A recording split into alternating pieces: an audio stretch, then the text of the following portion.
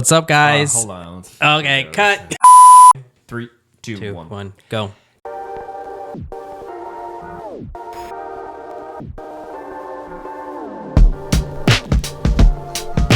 Double Duces.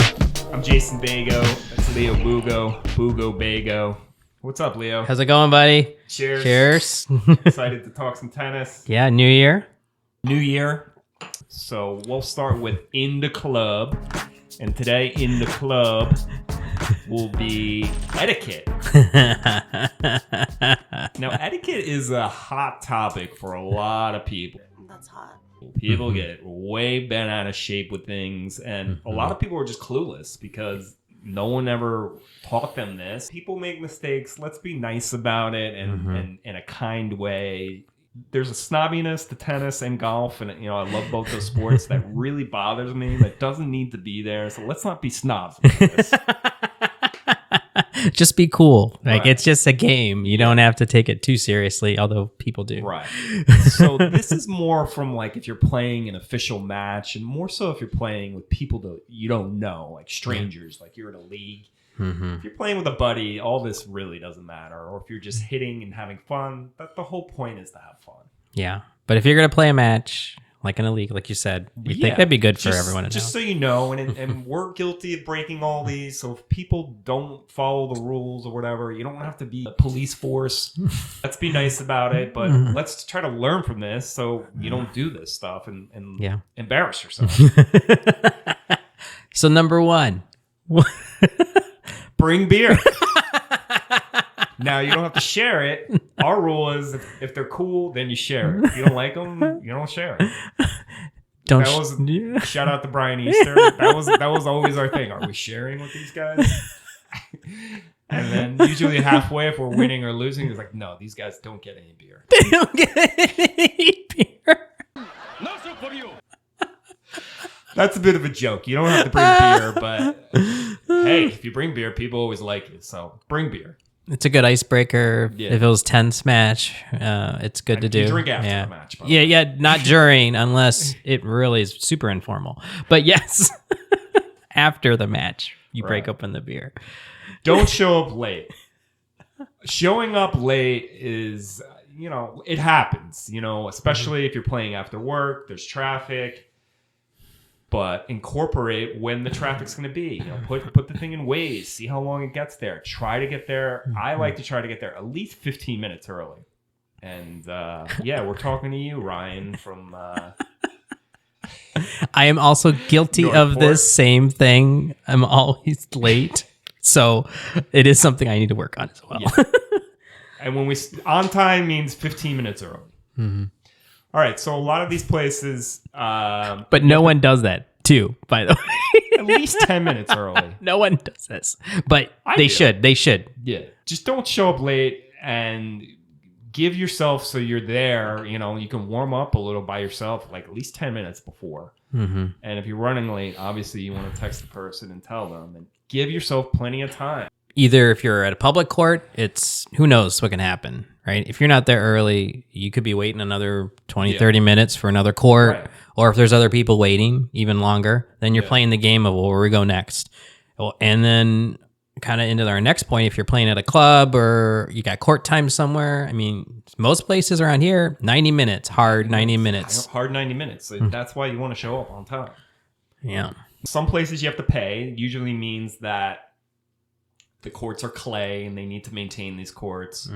We have a great public facility called Payne Park here in Sarasota where we live. Pay your portion. Or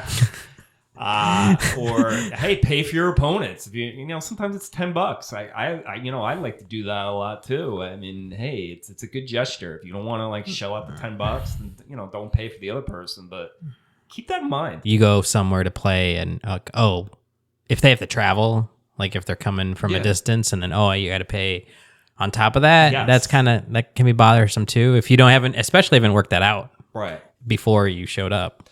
The clubs, it depends. Usually there is a guest fee. They let you have one guest, and then after that, the second time the guest comes, you have to pay. Every place has its own policy, but if you can, pay for your guest. And it's $10 most. Bring tennis balls. I think that one comes kind of without saying. Both but people bring balls. Sometimes you hit one out of bounds. I'm guilty of this a lot. It goes into the water. You lose it behind the fence. Always good to have a second can of balls, but I have both. I think a lot of these leagues it's required, and then this never really happens. It used to happen when I played in Miami a lot. Like the loser gives the winner. I think you're supposed to do this. A can of balls. Yeah, when I've done leagues up in Chicago and Michigan, same thing. You're supposed to. You give the unopened can to the winner. So you're Bring supposed balls, to do that, but... buy a case. You can buy them cheap at Costco. You can buy any sporting goods. Publix here in Florida has balls. So check the night before or the day before you play. Make sure you have balls and bring balls. Both people. There is a difference between hard court and clay court balls too. Yeah. So the extra duty is for hard court, and then the writing is in black, and then for the clay court, it's called regular duty, and it's in red. I have no clue about this either. It matters a little bit. I mean, it's not that big a deal, but it matters. You notice it in Florida, it can get kind of humid, and if there's a lot of moisture on the court and a clay court, you play with a hard court ball, it's going to soak that thing up. Yeah, and then you got this heavy, wet ball that you're playing with. Right. Not fun. Okay, so you arrived, you got the beer, you decide if they're cool enough to share or not. The warm-up. Now, there is a bit of a routine with the warm-up. It's, when you're an amateur player, it's hard to, usually we start with short tennis. That means you're close to the net, like on the service line, just to warm up a little bit. You come back, and then you hit down the middle. And what are the things that you shouldn't do during the warm-up? You shouldn't rip winners, number one. Do not be hitting it as hard as you can. You're not proving anything. Both of you are just trying to get a feel and just hit down the middle nice and easy. Now, in a future episode, we might talk about the strategy behind this time. But maybe just starting out, you're etiquette-wise, you're just trying to get the feel for the ball. So basically what you're supposed to do is, you start with short tennis, which is you're both up close to the net, just getting it over the net, both standing at the service line. Then you move back, you hit down the middle for a while until you're loose. You try to hit forehands, backhands, down the middle. Again, we're not professionals, but you're trying to hit it directly to the guy. You're just trying to get a feel. Then one person comes to the net, and you do volleys. Then after the person's done volleying, you hit them some lobs. Hit some overheads. And the other person comes to the net. They do the same thing. And then you take some serves. Usually it depends. Everyone's got a different thing, how many they take. Some people just take a few. I mean, this whole process shouldn't be more than maybe 10 minutes, right? 10 minutes, right? 10, 15 tops. 15 is a lot. 10 tops. Yep. So don't rip it down the middle. All right. What's next, Leo? So you got to decide who's going to serve first, right? So you're either going to flip a coin or you're just going to spin the racket. If you have a Wilson racket, it's either an M or a W when you're spinning on the end of the butt cap, or whatever brand of racket you have. Whatever is opposite, you signify as up or down is a pretty common thing. Right. So and whoever wins can decide if they want to serve, return. I believe you can choose side too. Like you can choose side, return, or serve. No, generally if you win the spin, you either take the serve or return, and then the other person gets to choose where they want to be. Okay. That's generally how that goes. But everyone does it differently, right? I guess. We're in a club. We don't have lines, people. We don't have Hawkeye. We're relying on you being honest. Sometimes it's hard to call. It's an honor system. Yeah, it really is an honor system, right? So, what's the rule with line calls, Leo? Pretty much, if you can't call it out, it's in. If you don't see it, it's in. If you can't call it in that second, unless you can go back and clearly see the line and you both agree upon it on a clay court, but more often than not, the rule is you can't call it out, then it's in. That's all. It's no do-overs. If you didn't see it, it's in. If it's out, call it out. You say out, or you can hold up your hand, but make a noise too. I hate, it bothers me sometimes when people don't make the call, and then you think, I called it. I'm like, okay, like just speak a little bit louder. No do-overs. It's in or out. If you don't see it, it's in. One thing before we get started is always decide if you're going to do a third full set or you're going to do a 10-point tiebreaker or 7-point tiebreaker, whatever tiebreaker form you want to do.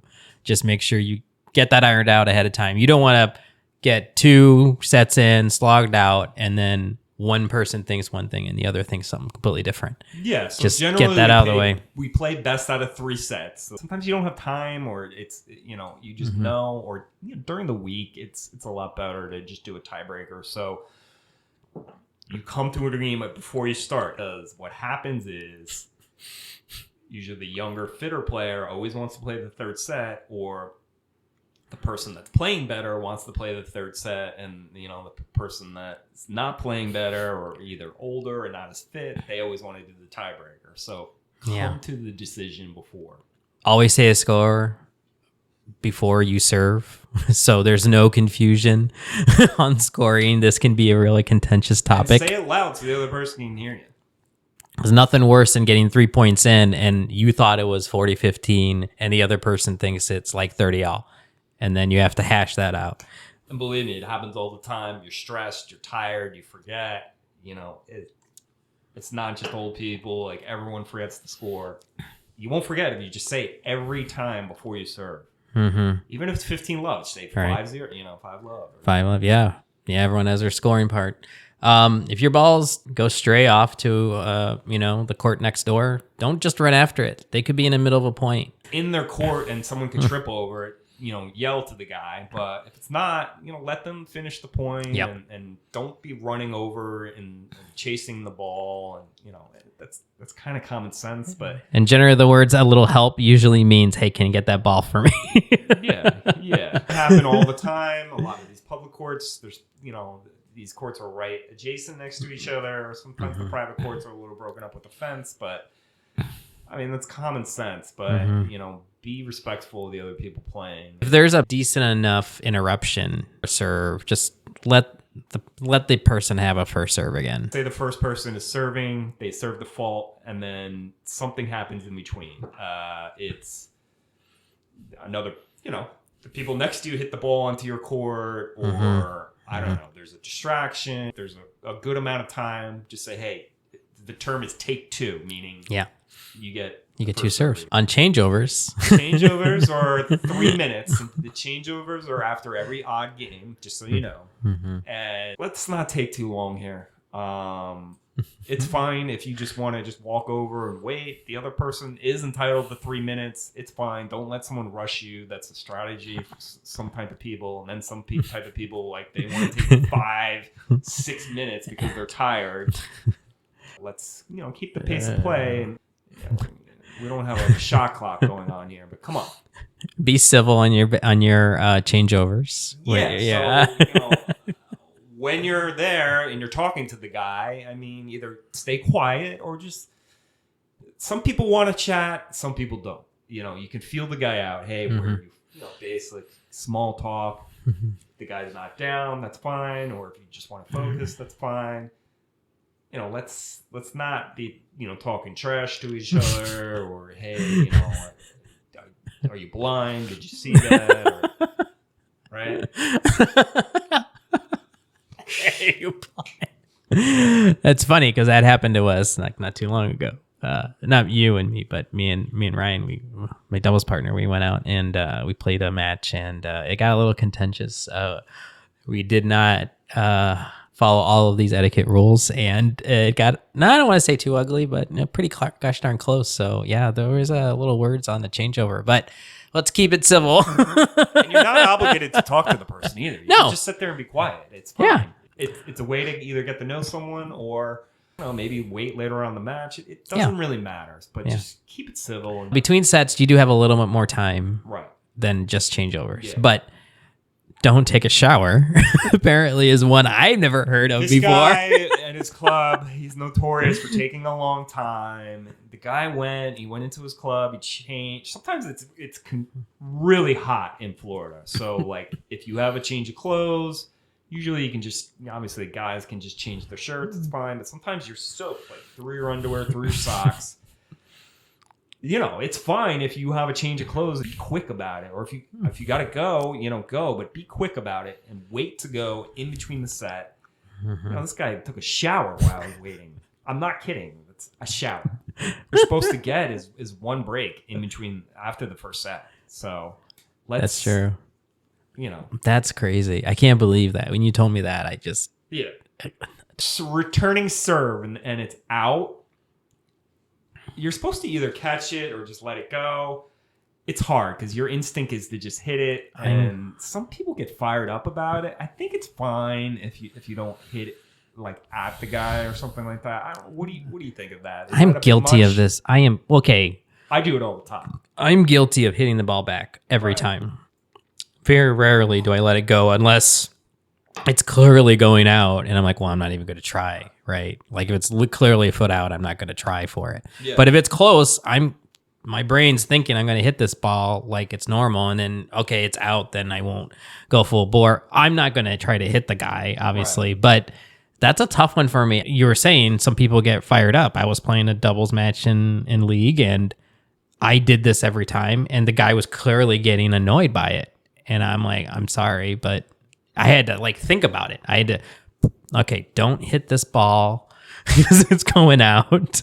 So this is when it's out. The serve is out. Yeah. And you call fault or out. Yeah. Don't hit it back. Listen, that's a bit much.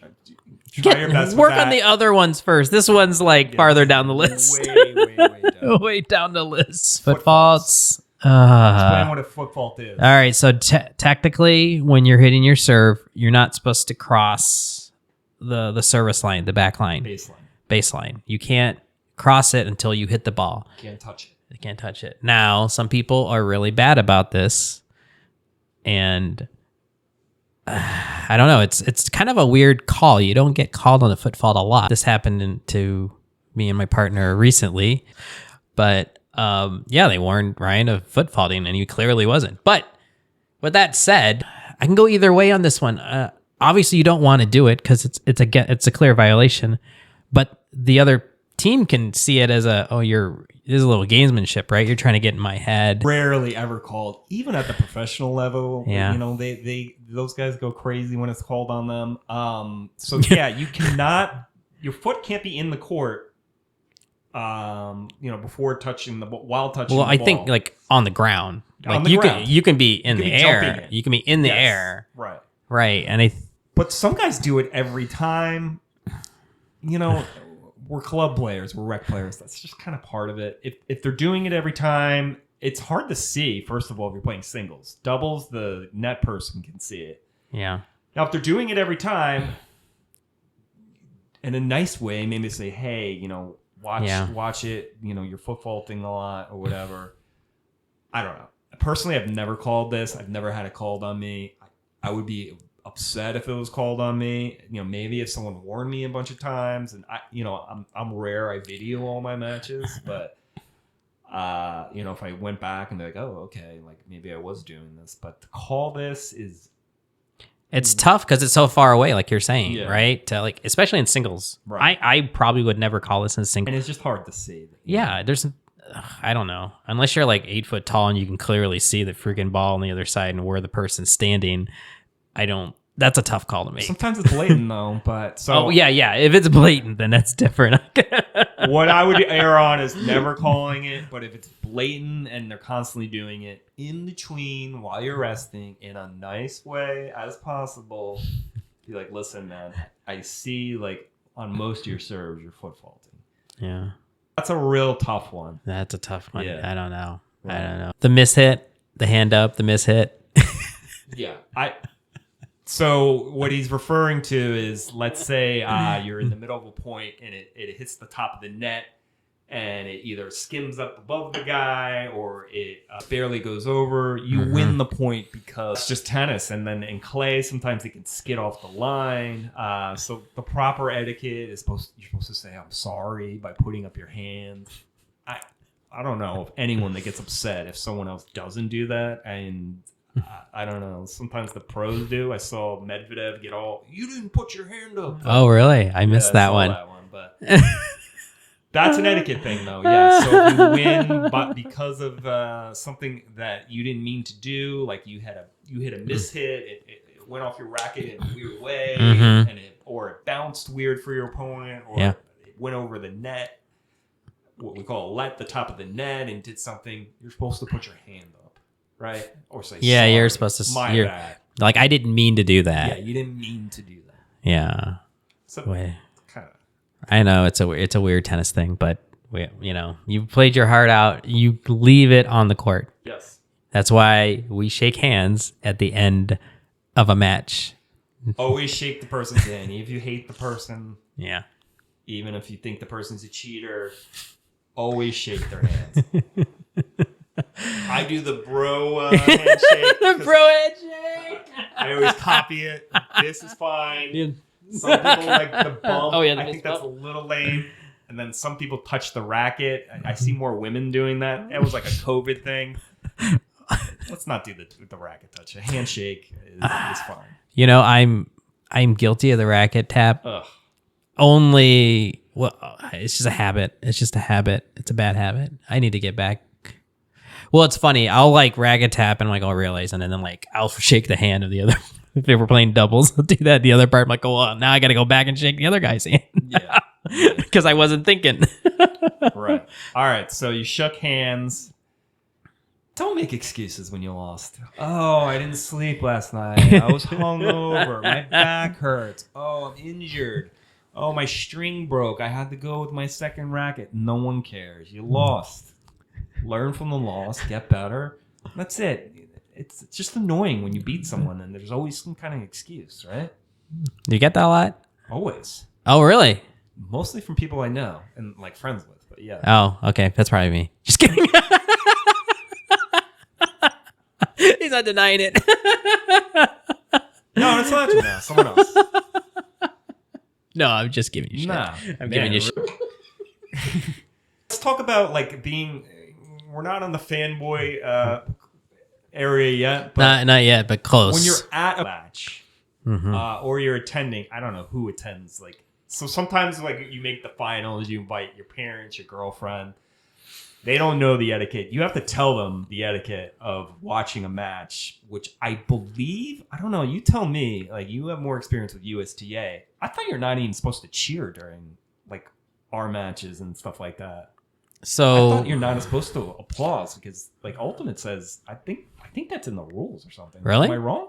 It's in the, I haven't looked at the rules close enough, but I mean, okay, I've done a bunch of USTA, but most of the time when I've done USTA and there's been anyone watching, they all know rules or they play too a little bit. So no one's like out of turn, doing anything out of turn. So if they do applaud, they don't do it and that's tough because when you're doing USTA, you're doing like a lot of matches all at the same time. Right. So you really, it always comes down to sometimes to a final. Yeah. If you're at a final, then that's different. You might get some people cheering on, right? But if there's a lot of matches happening still at the same time, no one's cheering on because you're going to disturb the freaking match next to them, right? You're like, I've not. All right, let's say you're playing a doubles match. Yeah. You're the deciding match.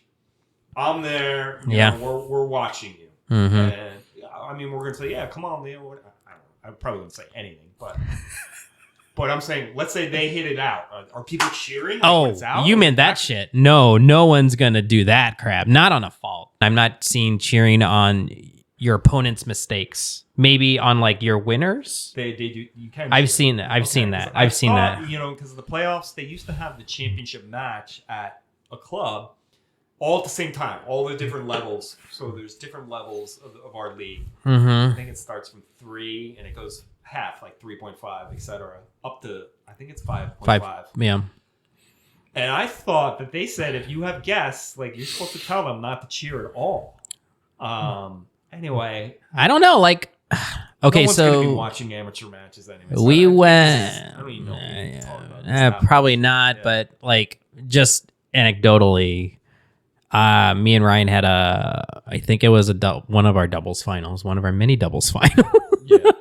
And we were up at the club just north. I think it's Rosedale. So that's just Bradenton. And they had a crowd there. They had stands and they had a crowd. I'm like, this isn't even fair because like we didn't bring anyone, right? They had a crowd. And they were cheering every time they did well. Silence whenever we did well. Really? Yeah, and That is extremely rare. and at one point, I was like half joking, annoyed.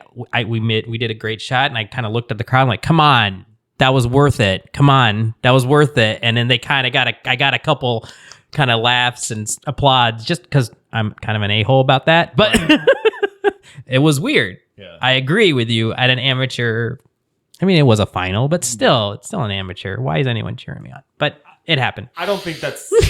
Don't worry about that. We're talking more about professional matches while you're there. I think a lot of people just don't know this. I told Leo, because we went to the Sarasota Open together, and I go to a number of professional matches every year. What I thought would be helpful if they could put it on the screen would be like before you watch a movie, like, hey, turn your phone to silence. Explain that you're not supposed to talk during the point. Mm-hmm. In between points, it's fine. What else? Quiet your phones. Yeah.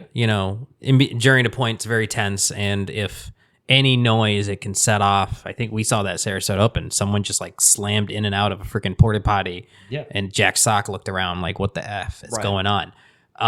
But Don't talk during the points. Don't talk. In between the points, there's plenty of time. They got the routine. They got to get the ball. The ball boy. Don't get up in the middle of a point either. Do not get up. The only time you can move from your seat is on odd games. It's when the players go back to sit down. Then you can go. Yeah.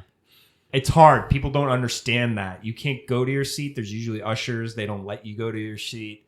Yeah, I noticed at the Miami Open, they kind of, if you try to walk up, down, they're like, wait, right, hold off. And then the other thing is during the play, and again, I think this is more for the bigger stadium courts, or where you get more people that aren't used to really going to tennis matches, or they're just really, really pumped up.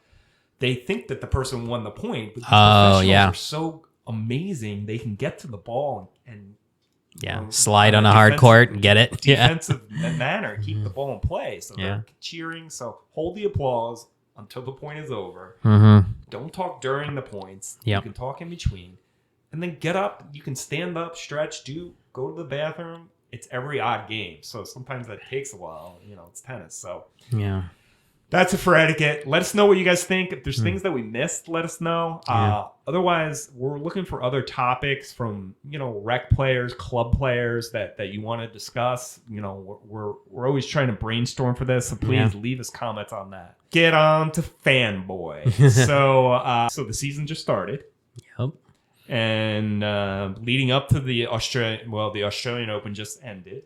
Mm-hmm. There's like 2 or 3 tournaments before the Australian there's 2 Open. or 3. Yep. And one of them that we really liked was called the United Cup. So tell them a little bit about what that format is and what it is. So they must have listened to our last episode where we griped about we need a mixed team competition, kind of like a Fed Cup, Billie Jean Cup, and Davis Cup, but put it together. And I think both of them should combine, but you mean like the tours. WTA and ATP should be like, but we got it. We got a United Cup. So my understanding of the format, there was doubles, mixed doubles. I don't know if they had men and women playing. I think it was mixed, and then singles. But it was fun to watch. I didn't watch a ton, I admit, because it's Australia and it's way in the wrong time zone for us to watch this live, and we all have busy lives to watch it during the day. So I caught just highlights and stuff. But hey, Team USA won the inaugural United Cup. They took out Italy 4-0. That was. I love this event. It's kind of, I think they need to do more of this. We need more team events in tennis because right now we just have Davis Cup, which is really hard to understand.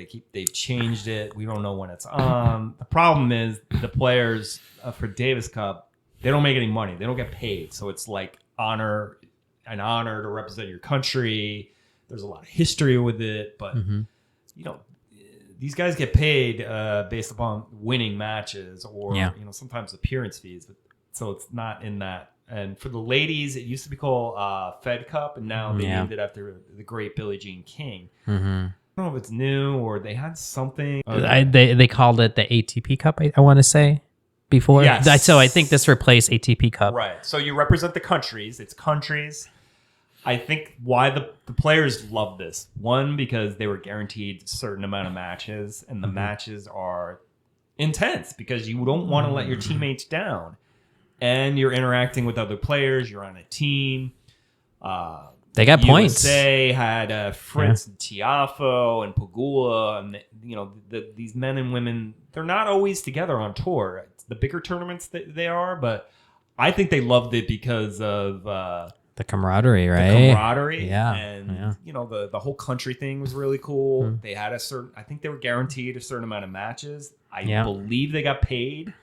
And they got points too. They got points. WTA and ATP points. Yeah, points towards their rankings. So I don't know. Like I said, it's challenging to watch during this time because it's in New Zealand and Australia. But I thought this was great. I think tennis really needs to try to work something out where we have like a World Cup of tennis, men and women. And I think the emphasis was more on the singles and the doubles here. I don't know the true format, but I think it would be cooler to really emphasize the doubles a little bit more in these types of events because it's a team event and doubles is a team event. So you noticed I don't know if you saw this at all. The USA players were doing. They all like it's a lock.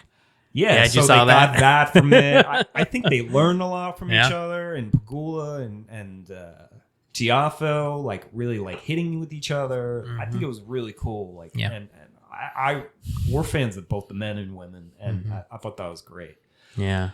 All right, so it was the Australian Open, the first major. Today was the men's final, and we have, unsurprisingly, Djokovic won, and Sabalenka won with the ladies. That's and 10th Australian Open for Djokovic. It was 22 amazing. Grand Slams. Yeah, we'll ridiculous. Get to him first, but as a fan point of view, this is tough because we were on Eastern Standard Time here in Florida, and the matches started at I believe 7 p.m. every night or 7:30. I'm an early riser, so I would watch a couple of hours, go to bed, and then I wake up pretty early. I'm in the 5 o'clock range, 5:30 range, and it's still on. And they had rain delays. They were playing at their time at like 2 in the morning, some of these matches. So it's a tough one to watch. Americans really don't watch it because the NFL is king here in America, and we have the NFL football playoffs. So it's ESPN, but you couldn't even watch it on ESPN. They hid it behind ESPN Plus, which is a paid service. Shout out to Jamie and Mick Finkel for letting me borrow their username and password. Or I wouldn't be able to watch because I believe they are 6 hours ahead of us, 5 hours ahead. So it's really tough with the time change. But you had a good way to catch up on the matches, right? Yeah, you could watch they had a YouTube channel and they had kind of the recaps, 3-minute recap. If the match was good enough, they would do an 8-minute recap. But it was good like the next morning or day to kind of see. It's a little bit more details than just like a highlights. It's a little bit more, right? They give you key points. And then you basically get to see the match in no time, which is good, especially if like this. A couple of those went to 5 sets, which was good to kind of see how it played out. But I thought the crowd in Australia is electric. It's bucket list. I gotta get to Australia just in general. And if I'm going to Australia, I'm going to the Australian Open. I know the players love it. The facilities look top notch. The crowds are really into it. Especially there's a big Greek contingency, so there's 2 Greek players, Sakari on the women's side and Tsitsipas on the men's side. They go crazy. I don't know. There seems to be a lot of Serbians there for Djokovic fans. Did you see the Aussies? They go crazy. Nick, he had the pull up. Nick Kyrgios had the pull out, but they had. I thought the crowds were great, and the place looks electric from TV. Like the way that it's set up. Did you see the crowds after Djokovic won? Like, or maybe even during that final from outside? It looked like a almost World Cup-ish, Yes. right? Like, that was kind of really crazy. Yeah. So, yeah, we can't give you... USA seems back, man. We got some legit players. We had 3 players in the quarterfinals. That in the men's quarterfinal, and then we had Pegula made it to I think the quarters in the women's side. Yeah, so we had Corda, who's from this area. I believe he's from Sarasota. He lives in Sarasota. Like Lakewood Ranch area-ish. Ranch. Yeah. I think then Shelton is a young guy just out of college who never been outside of the United States. This was the first time for the Australian Open. Isn't that crazy? He made the quarterfinals, and then Tommy Paul, our buddy Shane's favorite player. I didn't know that. That's cool. I think you should like him too because all the little guys like him. Shane's been lifting. He's a lot bigger now. Oh, okay. Tommy Paul's a cool dude. He's really small, but man, he has got game. He's got skill. He can move. He's got power, and I thought it was exciting to see these guys advance. These Americans do well. I watched the first maybe 2 sets of that Shelton and Tommy Paul match before I conked out because it was so late. Right. And Shelton looked so strong. I mean, I thought that Shelton was gonna. Wow, his kid's gonna make it. He's gonna take out Tommy Paul, and then wake up the next morning and realize he lost it. And Tommy Paul is in the semifinals. Was kind of a testament to Tommy Paul to make that happen. But thinking of the American future and landscape, wow, you got a player like that so young. It's awesome. It's looking good for the Americans. These guys are. I want to say Shelton's probably. I think he was only a freshman or something in college, so he's probably he's a young guy. University of Florida, right? I think his dad might be the coach. And cool. I want to say Corda is like early 23, and TFO, yeah, TFO. These, even Fritz. Oh, and Mackie McDonald. Yeah, he did well. He did well. I mean, he took out Nadal. Granted, Nadal was hurt, but hey, he did it. You know. A lesser player would have still lost. Yeah. So the kudos to him. I mean, he didn't make it past the next round after that. I don't remember who he lost to, but hey, we had a lot of Americans in the draw. I thought that was deep really in the cool, draw. And I like it. It's really promising, and it's going to get more people interested in our country. I love it. We only like winners, and we haven't had. There hasn't been many besides the big 3. So, and I think Andy Roddick was the last one. So, yes, we have great players on both the men's and women's side, so really looking great for the Americans. Yeah. The other thing I wanted to talk about was Andy Murray. First of all, he's got a hip replacement. This guy, I don't know how old he is. I want to say 36. Maybe it's between 34 and 36. You have to look that up. We'll put it up here somewhere. He was down 2 sets to Berrettini and Kokkinakis. Came back and won in the 5th set.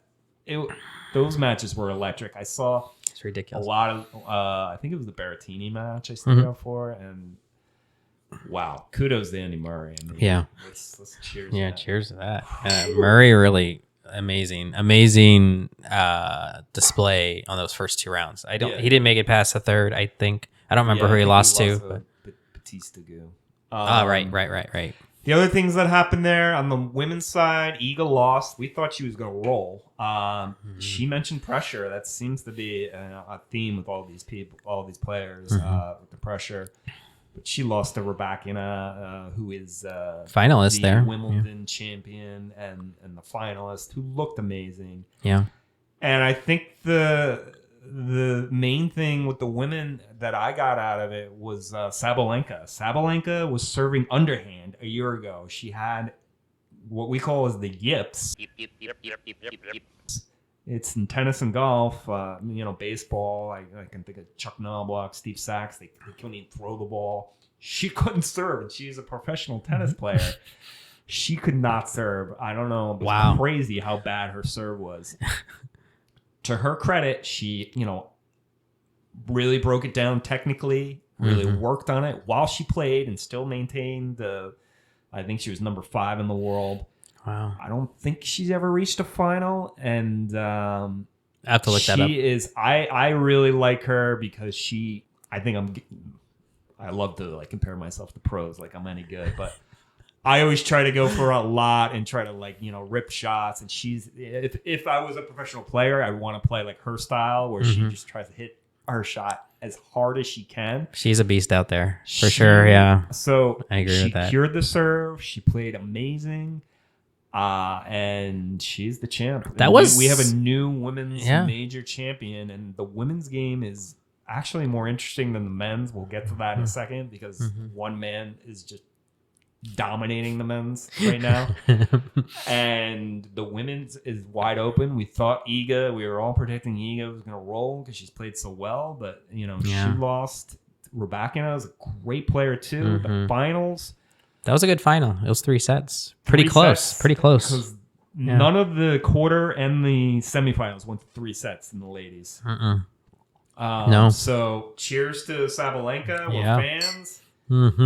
Wow. She just took it, and to have the yips and be able to come back with that, it was just amazing. It probably helped she wasn't in that Netflix documentary. Just kidding. She's in the new one. So this is all right. Let's talk about the men.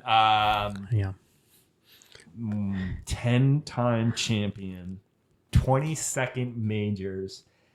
He had a hamstring injury. So the media, they're there for 2 weeks. They get bored. They need to spice it up. They need something. The Russian in the flag beginning of the incident. tournament, there was a Russian player, and they had a Russian flag hanging on one of the side courts. A Ukrainian government official complained about this. They banned all flags, Russian flags. So during Djokovic's match, a player had a Djokovic shirt on, and then underneath it, he had a Z Army or something, which is like support of the Russian army. He took the shirt off. They made him put a jacket on. He wound up getting Djokovic's autograph. Oh. Anyway, the cops had to kick some people out with the Russian flags. They had a very few protesters. Obviously, the media just, oh my God, they gotta like play this up. Djokovic's dad is outside walking by, and there's a lot of Serbian people with Serbian flags, and they recognize him, these Russian guys, and they take a photo with him. And apparently, translation is cheers, guys. And people pointed this out online. But of course, the media has to say, like, he said, like, long live Russia or something like that. I was wondering. I saw that stuff, and I'm like, that doesn't make any sense. Right. It doesn't make any sense at all. He had a hamstring injury, which was legit. And I don't know. All these guys have some kind of injuries, but you could see him. Thinks that he's faking. Like, he's not faking. Like, he definitely had the hamstring injury. Then his dad had this issue. So the dad did not even attend. Didn't want to be a distraction. The semifinals and the finals. And then, he had to make a statement. Like, he grew up during in a war-torn country during a war. Obviously, the dad was with him. They don't support Russia or this war. Just a lot of people don't like Djokovic because he says he's done some dumb things, and he really wants to be loved. Love me, want me. So bad, and then the other two are so likable of Nadal and Federer. I mean, So did you see anything of that? I did see the brouhaha of Djokovic's dad outside, allegedly supportive of Russia, and I thought that when I looked into it a little bit, I thought, well, this could be construed either way, right? Like you could just, like you said, if it was just cheers. That's just like walking by a crowd that like, hey, recognize you are, and you just say hi, and all of a sudden, oh, you said hi, you support Russia. I don't know. I felt like it might have been blown out of proportion a little bit just to get some headlines. I don't know. Djokovic gets a bad rap sometimes. He gets a bad rap, and believe me, I don't know if you're you're obviously the same age as me, but maybe you can edit this out. I think it's kind of funny. Balky from Perfect Strangers. Do you remember that show? Yeah, I remember Perfect Strangers. So I call him Balky with my friends just as a joke, but of course, no, don't be ridiculous. And obviously, I'm a Roger Federer fan, and obviously I love and respect Nadal, and I always joke around about, we call him Balky, but you have to give this guy props. He brings it. Did not play last year. They didn't let him play. The whole country hated him last year. And here he comes in and he just wins the damn thing. Yeah. Barely losing a set. Barely losing. And he's 35 and he is getting better. What I noticed was he's serving bigger and his forehand's bigger. Yeah. Even the second serve is big. I mean, he was always amazing on defense in the return, but I think he is by far, and he didn't get any. He won Wimbledon, and they didn't give any points for that. So, like the winner of this final, which was against Tsitsipas, who played, he played good. He didn't play play well bad. a tournament. I mean, and he tried his best, but I don't know. Straight sets, man. Straight set win. Djokovic has been playing the two best players in these finals and beating them or whatever, being in close matches with them. So these other guys, it's like nothing for him. Yeah. He just saw nice thanks for the workout. I don't know. Props to him. I mean, in my opinion, he's the greatest. I mean, I'm a Roger Federer fan. I think, Roger Federer is my favorite player and Serena Williams is my favorite player. But he is mentally tough, keeps on getting better. Yeah. We'll talk about the Netflix thing in a minute, but did you see when Patrick Montague, I always butcher his last name, Montague. Yeah. Serena's old coach. Right. They talked about the difference between maybe Djokovic or maybe this wasn't during the Netflix thing, but between Djokovic's mentality and some of these other players when we're talking about the big three, right? Where most players are like for instance, Nadal at the French. I can't be. That's impossible. I'll give it my best, but it's impossible. Yeah. Where Djokovic is like, no, I'm going to win. I'm going to win. Losing against these guys before they even take the court, which is right. disappointing. The only thing I think we have is Carlos Alcaraz. Yeah. He's won a major, although he won when Djokovic could play at the U.S. Open. Mm-hmm. And props to Novak. I mean, yeah, man. Wow. That was impressive. Yeah. So I really think it's going to be Carlos Alcaraz. He's injured, but we'll see if he can beat him. He's never played him like in a major, in a final. Mm-hmm. He has the skills. It's going to take the young guys with their athletic ability, but he's just so much stronger mentally than everyone. All these things. And so, he just shrugged him off and said, I'm going to go out there and win. Super emotional, crying. Like, oh, yeah. Box.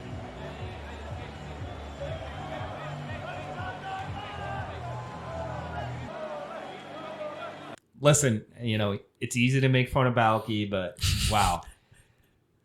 I'm a fan now. I always kind of thought he was a tool, but he's just so impressive, and the greatness is really inspiring and cannot be denied. Yeah, I think as he's aged, I think he's matured quite a bit from years ago. And the other thing that I thought about is Stan Wawrinka, yeah, and Andy Murray. Props for these guys. At least they won majors. They beat him. Yeah. Like, everyone else besides Nadal and Federer, dude, not even close. Like, no. Yeah. I think we mentioned in our last episode with our predictions that he was going to remind everyone. Yeah. He's not messing around. No, I really hope. I saw the tournament director, Indian Wells, said, it'd be a shame if Djokovic can't make it. So I don't know if that's an indicator for anything. It's ridiculous. But it's dumb. Like, just let him play. Yeah. Let him play. So, I want to go see him. I want to see him live at the Miami Open this year. I'd love to do that. But. You have to appreciate the greatness, and especially this tournament. But the women's is a little bit more exciting because anyone can win a little bit. The men's, no one's beating him like in any tournament. But hopefully Alcaraz can get, and that guy Holger Rune, who he's super talented. He did beat him in a tournament. It's another thing to beat these guys best out of 5 sets. Nadal. Nadal is still there. You never count him out, especially that French Open, but just had a family. He's had injuries. A year older, 36, but he's a harder. Djokovic is he hasn't had that many injuries. He had an elbow issue. He's super flexible. He plays a different style. Nadal has that game, though, that is so hard on your body. Right. I'm not surprised that he's hurt. Right. Which makes me wonder about Alcaraz. Alcaraz reminds me a lot of Nadal, and he's already kind of got some injuries this young. So you kind of I know for me, I take a little pause. Man, is he going to have that career that we think he could have, or is he going to get injured and not be able to show his potential? That's going to be tough to see, but I don't know. all these other guys are super talented. Berrettini, Felix, this guy Casper Ruud.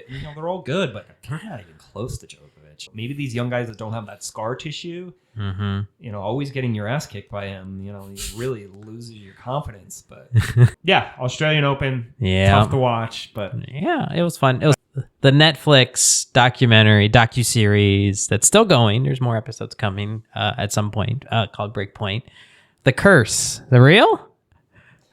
It's funny. So the curse was like everyone in the tournament lost, and Berrettini lost in the first round. But I was a tennis fan. Obviously, I'm a tennis fan. I was a tennis fan. We're doing this podcast. So they had, I think it's Formula One, and I forgot what it's called. Something to Drive or something. Yeah. And it's really popular, and it really put Formula One on the map in the United States. They had a big turnout in Miami, and I know they had it in Austin, and I tried to get into it. I don't know. I can't get into car racing. Everyone's like, you got to watch this one, and it's the same producers, and I really enjoy. So I think all the tennis fans were like, oh my God, this is really going to put tennis on the map. So we'll see. I think a lot of it came out, like I said, during the NFL playoffs, and not like they released 5 episodes. And we'll go through every episode, but just give like a brief synopsis. But I thought it was cool. I think tennis fans were thinking, oh my God, now it's going to become super popular and all these players are going to become popular. I don't know. I don't think that really happened, but we'll see. I mean, there's still time because the stuff on Netflix kind of... It slowly trickles through, right? And people get like, well, I'll watch this because, it's popular or it's on the top or it's new or something like that. Right. I love it. This is like made for guys like me and Leo. So we're talking more of the casual people that don't know about tennis, but I thought it was really well edited, and I thought it was really well done. I like all these players that are in it. So they released the first 5 episodes. First one was about Nick Kyrgios, who is a controversial player and a super talented player. Yeah. Probably the most talented and the most entertaining player on tour. He's one of my favorites to watch. A lot of people hate him because he does stuff. So they followed him. So they shoot it for a year and then they edit it. And then, so we're seeing last season. So last year, released, his home slam, which is the Australian Open. I don't know. It's just, he comes across just as unprofessional. He doesn't have a coach. He doesn't practice. He's too cool for school. That Kokonakis is his doubles partner. They knew each other from juniors. And I think he really likes the team environment. And basically what I got out of that episode is that he became super famous as a 19-year-old. And just like the fame is just, obviously we can't relate to anything with fame, but he beat Nadal in Wimbledon out of nowhere, right? So the fame, the pressure, and then he constantly had people following him around Australia and cameras, and I think he self-sabotages when he gets stressful and he yells at the box, and he went to the finals of Wimbledon, and I'm sure that I saw that in the upcoming that they're going to show. Oh, cool. And, he's a real likable guy, but, he's not a typical tennis player. No, he's not. No. And he's first to say it, too, right? He's just... I mean, I think he's joked, like, wasn't that the joke? He's gonna retire after he wins one slam or something like that. Or... Well, he goes through, like, a chiropractor, and the guy... all these guys have a physio, which is a guy that does both physical therapy, and they do it's like a personal trainer / both. They all have these guys. They're really important. He doesn't have that. He's, I should do this all the time, but I don't. I'm like, yeah, but why aren't you doing this? Yeah, I remember, wasn't there a little brouhaha of Roddick out of that? Because he said Roddick said he's like a part-time tennis player. Yeah. Because he just does it when he wants to, but he brings it when he does. It's not like these other people. He's amazing to watch. It's disappointing because he's so talented and he self-sabotages, but they break it down. I think it was attachment issues with his mom earlier on. Yeah, they went a little bit of his background a little bit. He acts like he could have been an NBA player. It's like, my dream is to be a basketball superstar. Come on, dude. You're 6'3", I'm sure you're athletic, but NBA players, come on. You're from Australia. 13, I had to play. It's the dad was, they probably are not wealthy, and he's like, dude, you can be a professional and make money, and he was so hung up on like not being able to play basketball. But, The second episode was Berrettini, and Tomljanovic. They're two professional players that were dating. Yeah. What did you get out of that one? I mean, it was interesting to see the background a little bit and behind the scenes, quote unquote. Are they not together anymore? No. Okay. He's all like right. a model now. Okay. Well, it's such a tough sport to have a fellow tennis player. You know, that's what I got. Yeah? Don't date another tennis player because you need all the attention, and you need. And we'll go on the next episode with Fritz.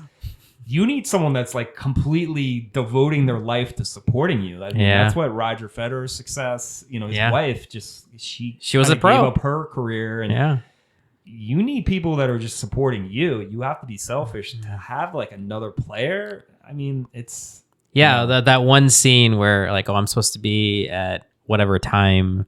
I think it was Tomljanovic had a ESPN or Tennis Channel interview. I'm like, well, I'm gonna have it here. And Berrettini's, well, I got a match in the morning. Can't you go somewhere else? Yeah, like get another room or go downstairs. And it's like, really?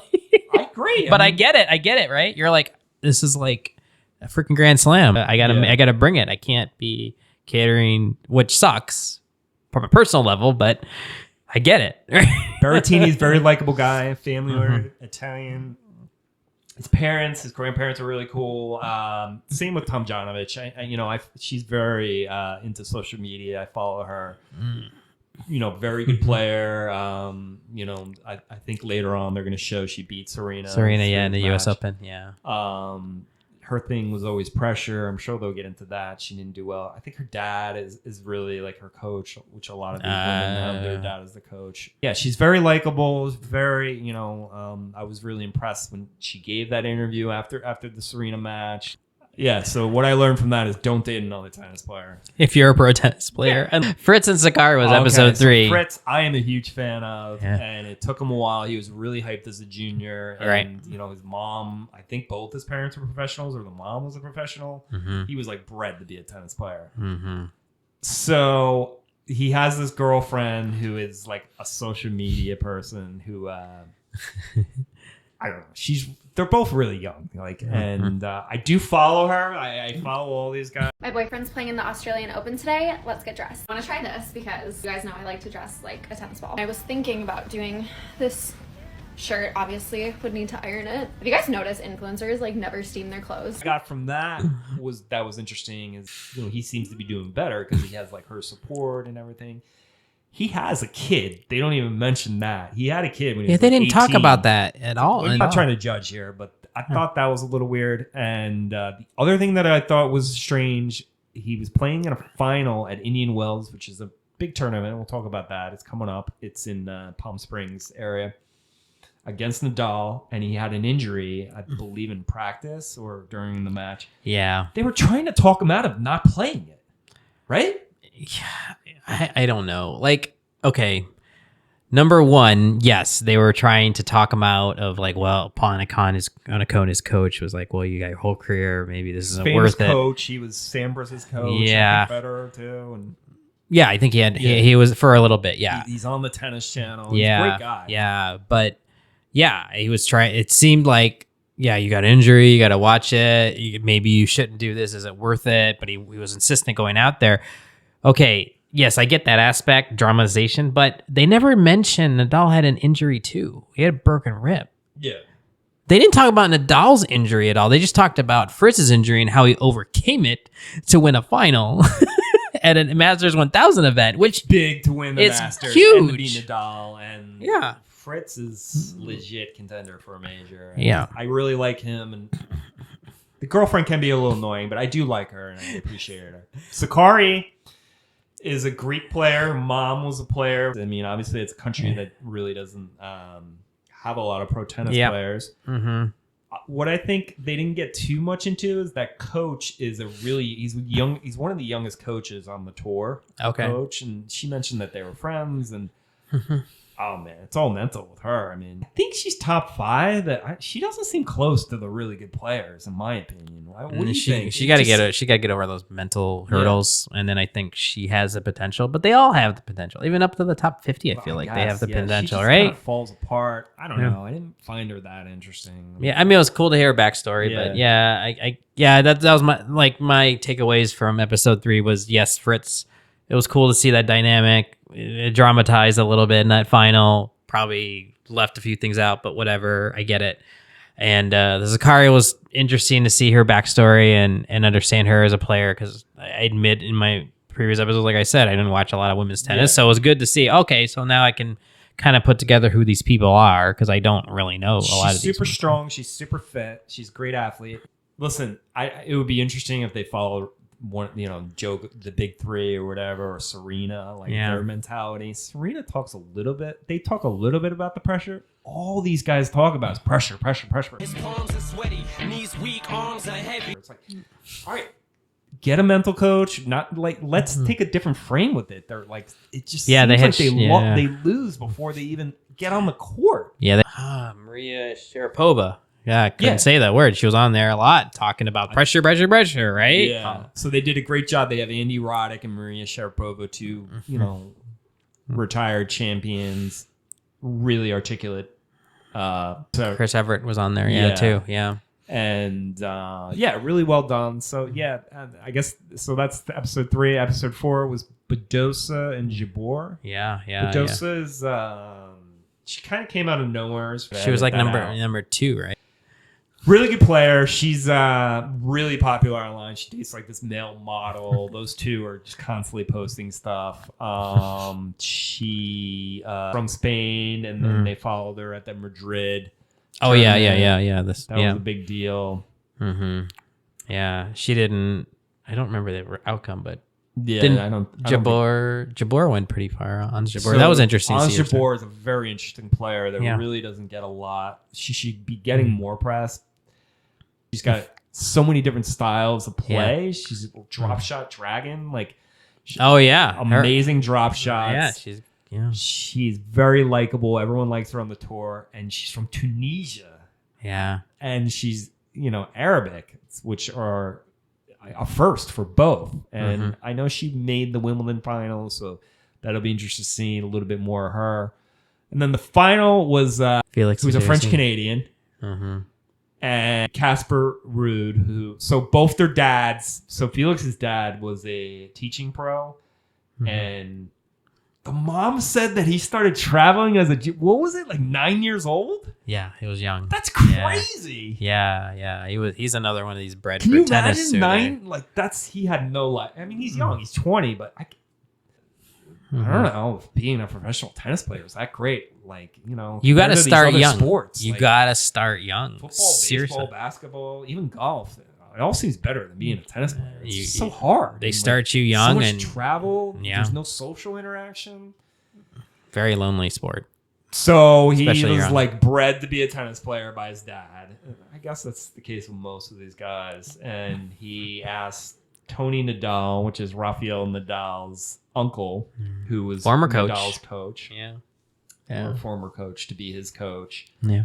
And he plays Nadal and this is the French Open, right? They're following. No. It's French Open. It's the French Open they're at. Yeah. So Tony was like, "Oh, I think the media again blew this out of proportion. I think it was agreed upon, which I don't know. Felix kind of didn't really say it, but more of the agent kept on saying it that it was agreed upon if he plays Nadal, that he'd be in we're not his helping you, or I'm being independent. So the whole theme was that he's not helping him beat Nadal because he doesn't want to help him beat his uncle. And it's like, dude, why am I having you as a coach? Yeah. So that was pretty interesting. And then I wonder how much of that was a little bit drama for the episode for the show. Maybe. I don't know. Yeah, but all the other coaches, how unprofessional in the media, because he wasn't going to sit in the box or give him tips on how to beat his nephew. He wasn't even there, right? He was there and he left early. Oh, yeah, right. He couldn't. I can't bear to watch the end. Yeah, so it was a bit much. And then Casper Ruud, he kind of came on the scene. He's been around for a while. He's I think he's number 2. He's a really good player, good forehand, good serve, just really consistent. His dad was a player, and his dad's the coach. I thought that was cool. Yeah. What I got out of that was he lost that. So Nadal is his idol, and Nadal has a training facility in school where he plays with them. And I guess he said, "I've never beat him, even in a practice match." It's Nadal. I mean, he lost before he won. Before he played. It's that mental thing. Like they show the warm ups. He's sitting there, like, so. There's a time period where they're back behind being ready to be announced to the crowd, and you're waiting in the locker room, so to speak. And some of them film them back there. That seems to be the trend now, especially the Australian Open. So you see them warming up, and Nadal's like doing all these things, like warm them up, getting pumped up. He always does that run around thing with his racket and jump up, and it intimidates all. I mean, that guy was like shitting in his pants before he even went out there. He had that lock, like, right? He was just like, that was like. I just listen. He came in second, runner up. He's still young. Listen, be proud of it, but be a little pissed that you didn't win. Be a little bit more competitive. That's what I got out of it, right? Like he didn't. I agree. He did not feel like. I felt like he already lost before he won, and he just went out there to hopefully win. Which that is not the attitude you need at that level. You need to get out there and be like, I'm going to effing win this. I'm going to do everything I can and put it all out in the court. But I don't feel like that's where he was at that moment in his life. Easier said than done. It's Nadal. It's French Open. I mean, I don't know.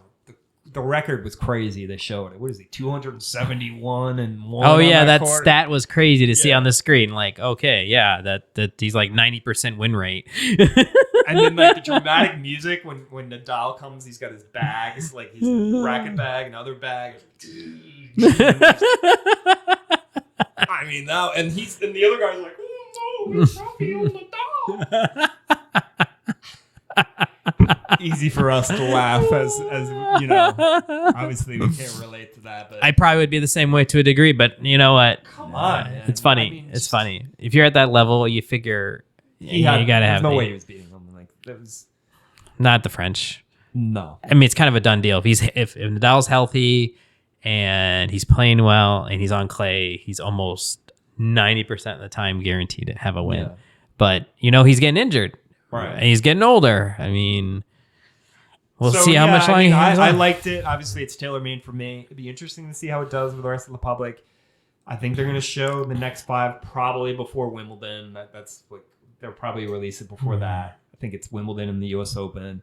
Yeah, to the end of the year. Yeah, they stopped halfway through. It'll be interesting. Jabor's in the finals of Wimbledon, and I really like all these players a lot. I definitely like Kyrgios, Fritz, Berrettini, Sakari, Tomljanovic. But none of them made it out of the Australian after this. Yeah, so I thought it was interesting. What I see, like the greats, do you think Djokovic is like, oh my God, I'm number 1, the pressure? I just don't. No, I don't. I think that's what separates their mentality. That's why they're great. But, armchair quarterback or whatever, armchair tennis player, what the hell do I know? But that's what I got out of it. It just seemed like,